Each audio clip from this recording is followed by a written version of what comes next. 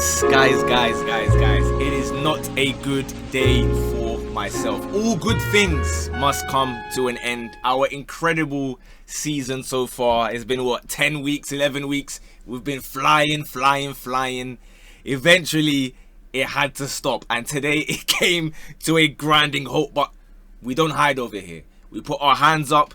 We take responsibility. I'm going to be outside the grounds like, Jose Sa, when he was saying sorry to the fans, even though he didn't even play the game. I didn't even play in these matches, but I'm saying sorry to the fans. Apologies. These things, they happen. Tough times never last. Only tough people last. All that kind of stuff. A lot of fascinating results today. Of course, the two biggest games were the ones that I was hoping to cook. Because don't get it twisted. There was some that I did spot on, but I have higher standards than that. I demand more from myself. So let's tuck in. I believe the first game we're going to speak about, although it was one of the lowest scoring games, I'd like to start with Liverpool against Real Madrid, where we'll be issuing our first apologies, of course, because I told you guys Madrid would win this game. And from minute one, Madrid didn't even turn up, bro. I don't even know if they've realized they've arrived in England yet, bro. Normally, Madrid go to Anfield and they slap their head. I say normally. In recent times anyway, the last time certainly that I went to Anfield to watch a game, it was Real Madrid slapping their head and it was Benzema and Modric, etc. going crazy. From here, Liverpool from minute one, all out, steaming ahead. Andy Robertson, by the way, I know we're going to get into individual players and whatnot, but straight away, the impetus he provides, but then the assuredness he has defensively that allows guys to go forward as well. They were just flying out thinking, you know what, we don't care if you're Real Madrid, we're gonna come out and attack you and get you on rope. Because like I said in my analysis video or preview, whatever, Madrid's defense aren't exactly incredible, and we're gonna get onto them as well because there was some stinking performances. So first 10-15, I'll be honest, it was kind of end to end, but Courtois was the one making more saves. I think in the first 15 or 20, I liked, out of all the Madrid front, however many, 5-6, the only one for me who I liked in that opening exchange was Bellingham. He had some very nice touches, getting the ball forward. But man, Vinny. I mean, I don't even know where to start on this one. So let's do basically, boom. Courtois makes about 14 different saves. I'm exaggerating, but he just makes save upon save upon save. Szoboszlai's trying bare long shots. He's parrying it away. There was one where Wirtz set him up to score from maybe 8 yards out.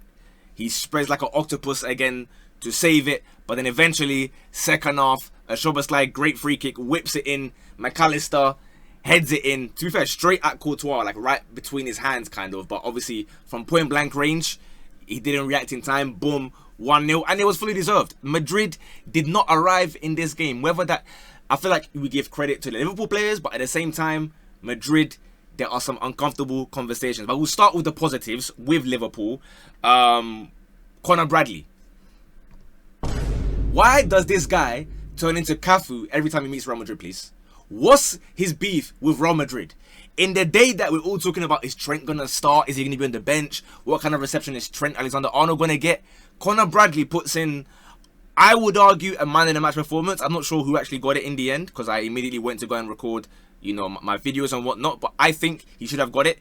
He completely locked up Vinny, who, anytime Vinny tried to go forward, it wasn't banging. He tried his little left foot crosses, boom, cleared away, crunching tackles. Just like, obviously, when he met Mbappe last season. So fair play to Bradley.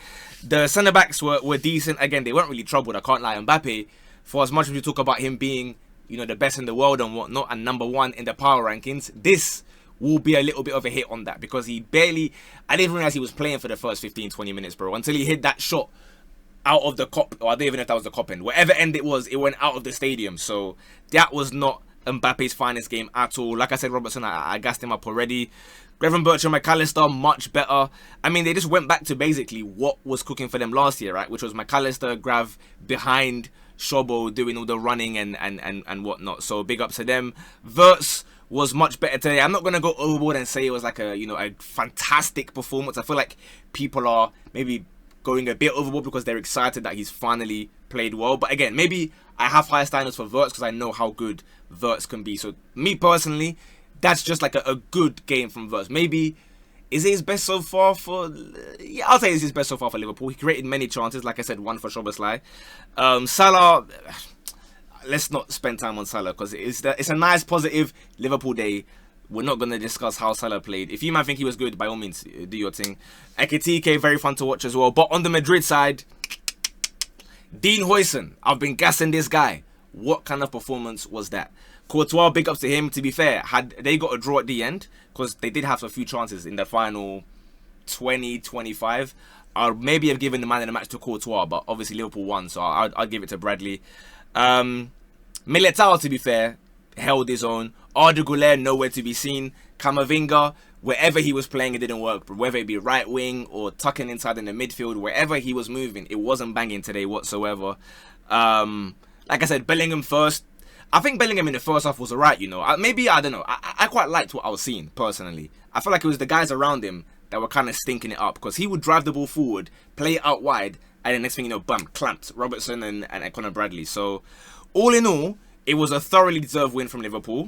Big up to Szoboszlai for the assist. Big up to McAllister for scoring. Like I said, big up to Conor Bradley and the fullbacks. And maybe they've found what works, because there's been many question marks. Has Slot been found out? What's going on here? This 11 seemed to cook. Obviously, they made some subs and whatnot as well. But it's hard to judge, because game state, obviously at the end, Madrid are going to be flying forward a lot more when Rodrigo came on and Brahim Diaz came on. Trent obviously came on, got a lot of boos. There was one time where he just crossed it out, and that kind of summed up Madrid's day, right? Where the Liverpool fans are buzzing, they're ecstatic that you're just crossing it out, and lo and behold, you know, they lose 1-0. So fair play to Liverpool, big up to them. Let's move on to the other stunning result, if you will. I say stunning. Look, we obviously said beforehand, anything can happen in this game. And anything did happen, I guess is how we describe this, because immediately, Bayern, they were bouncing, bro. I said, hold on a minute.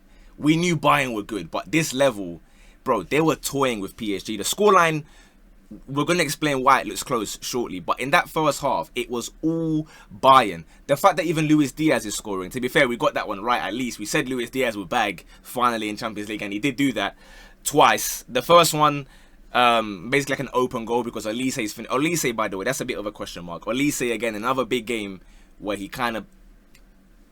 I'm not going to say too much though again, because it's a Bayern praise type beat.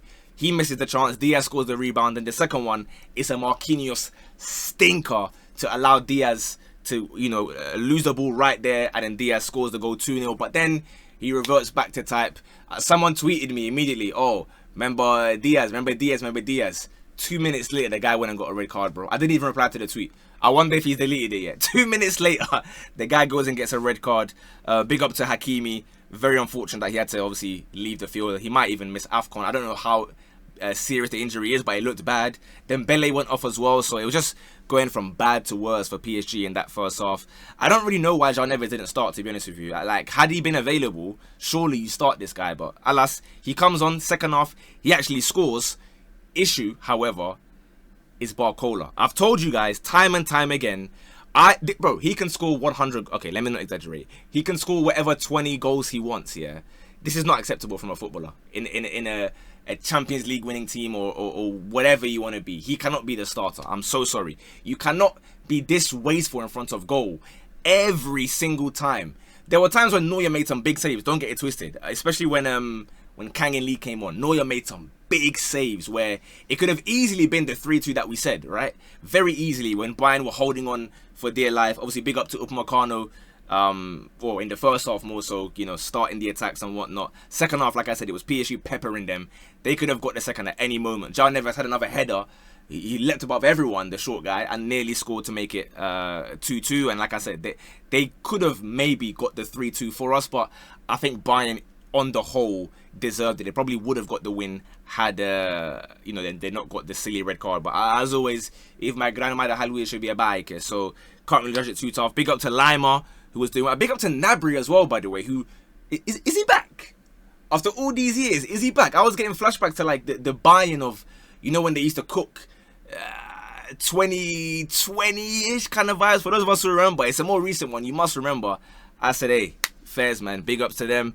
But, yeah, again, 2 big games, 2 where we had a howler. We go to the early kickoffs.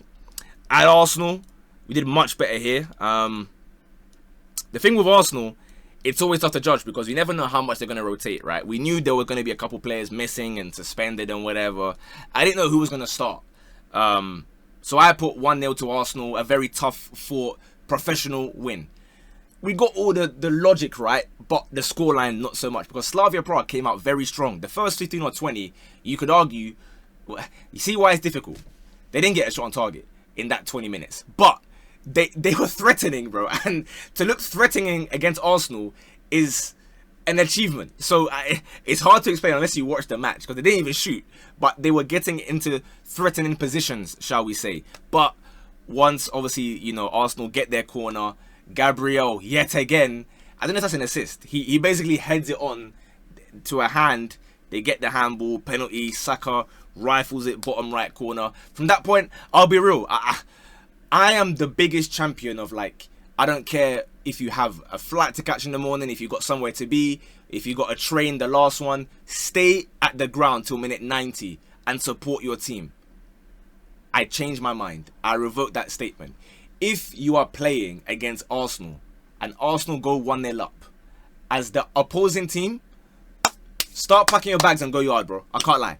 Just have an exodus at the stadium because the moment Arsenal score 1 goal, yeah, alas, the game is done. Finish. Everyone go home, bro. The show is over. Well, so we thought. Second half, Mourinho decides, yeah, do you know what? I'm going to be like Hugo Sanchez, Real Madrid. The guy that used to just bag every goal. First touch. He scores a lovely little left foot volley. And then Rice, who they told me he doesn't know how to pass forward, from open play that is, whips in a lovely little scoot pass over the top. Mourinho back flick headers it like Chicharito Hernandez against West Brom, I want to say. For those of you who remember, let me know who that was against. Was it West Brom away at the Hawthorns? Or was it West Ham? I think it was West Brom. Anyway, moving on. So he's back to Arsenal win, or Arsenal are 3-0 up. Again, they're fighting for their life to defend the clean sheet. Max Dowman comes on, becoming the youngest Champions League player ever at 15 years and 200 days, something like that, 300 days. He's going to be 16 very soon, so big ups to him. Harry Manus even came on. Bro, it was basically everybody eats minutes at this point.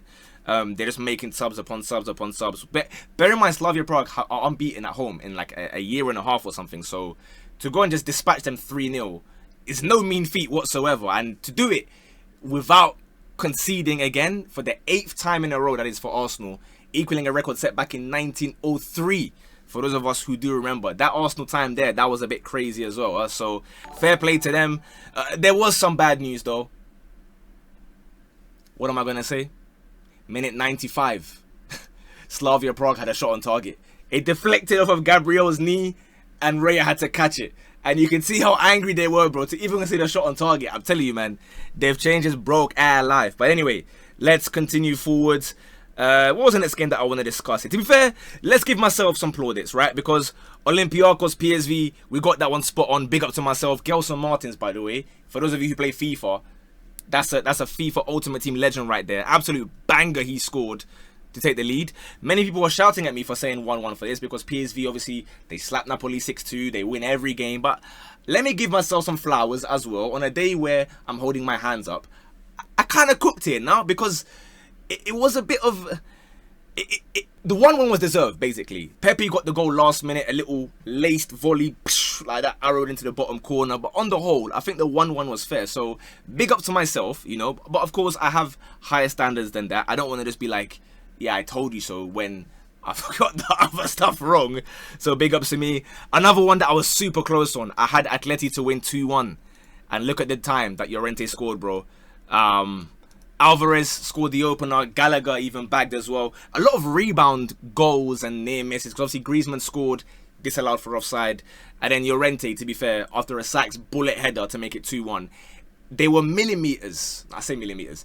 They were centimeters maybe from making it 2-2 Union. Right at the death. But he headed it down into the ground. He bounced up. Oblak caught it like that. Very calm. And then up the other end, Sorloth just whips it in.